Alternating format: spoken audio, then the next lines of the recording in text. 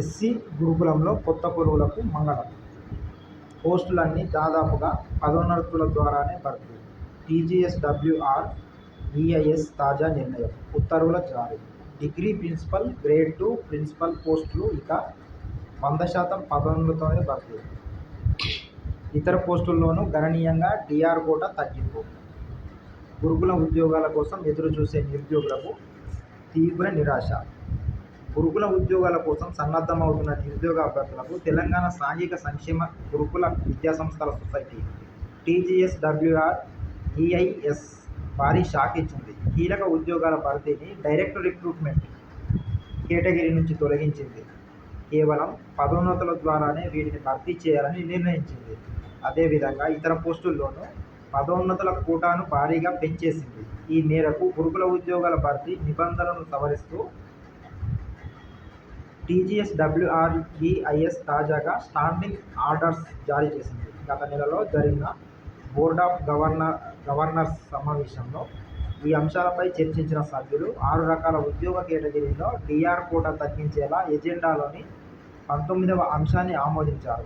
ఇందుకు సంబంధించిన ఉత్తర్వులను సొసైటీ తాజాగా విడుదల చేసింది. డిఆర్ నుంచి degree college principal, grade 2 principal తొలగింపు.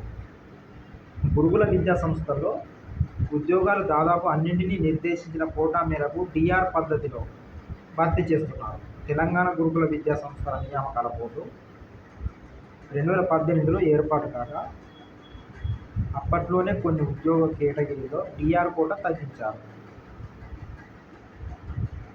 అది తీవ్ర వివాదాస్పదంగా మారింది. కానీ ఆ తర్వాత ఉద్యోగ నియామక నోటిఫికేషన్లు వెలువడడంతో అభ్యర్థులు వాటికి సన్నద్ధమయ్యారు. అయితే తాజాగా డిఆర్ కేటగిరీ నుంచి కొన్ని కేటగిరీలను ఎస్సీ గురుకుల సొసైటీ తొలగించింది. డిగ్రీ కాలేజీ ప్రిన్సిపల్ పోస్టులతో పాటు గ్రేడ్ 2 ప్రిన్సిపల్ పోస్టులను డిఆర్ నుంచి తప్పించింది. గతంలో డిగ్రీ కాలేజీ ప్రిన్సిపల్ పోస్టులను 30% పదోన్నతులు, 70% డిఆర్ పద్ధతిలో భర్తీ చేస్తుండగా తాజాగా 100% పదోన్నతుల ద్వారానే భర్తీ చేయనున్నారు.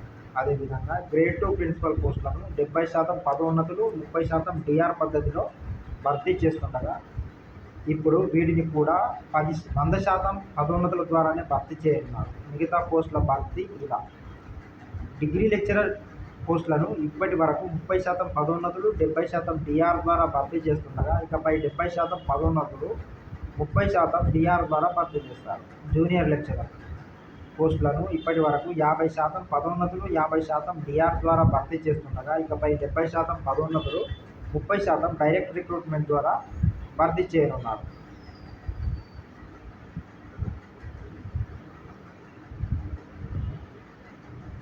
Post graduate teacher, physical director grade 2 పోస్టులు గతంలో 50:50 నిష్పత్తిలో భర్తీ చేస్తుండగా ఇకపై 70% ప్రమోషన్లు, 30% డిఆర్ పద్ధతిలో భర్తీ చేస్తారు. డిగ్రీ కాలేజీ ప్రిన్సిపల్ పోస్టులను డిగ్రీ లెక్చరర్ల సీనియారిటీ జాబితా ఆధారంగా పదోన్నతులు కల్పించి భర్తీ చేస్తారు.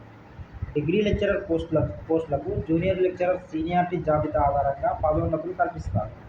జూనియర్ లెక్చరర్ పోస్టుల్లో పీజీటీ సీనియారిటీ జాబితాను పరిగణించి పదోన్నతి ఇస్తారు. అదేవిధంగా పీజీటీ పోస్టులను టీజీటీ సీనియారిటీ జాబితా ఆధారంగా, ఫిజికల్ డైరెక్టర్ గ్రేడ్ 2 పోస్టులను పీఈటీ సీనియారిటీ ఆధారంగా పదోన్నతి కల్పిస్తారు. అందరూ పాటిస్తే నియామకాల్లో భారీ కోటా. సంక్షేమ గురుకుల విద్యా సంస్థల సొసైటీలు పలు అంశాలు, నిబంధనల్లో ఎస్సీ గురుకుల సొసైటీని అనుసరిస్తాయి.